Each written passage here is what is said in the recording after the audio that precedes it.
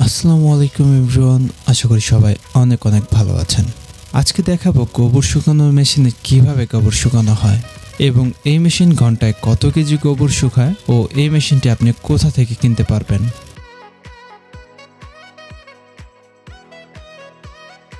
এক পাশে ভিজা গোবরের পানি ও সামনের পাশে শুকনো গোবর বের হতে থাকবে।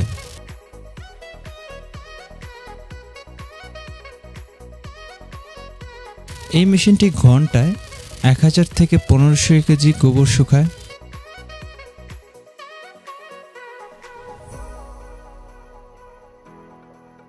শুকনা গোবরগুলি জ্বালানি, জৈব সার ও নানান কাজে ব্যবহার করতে পারবেন।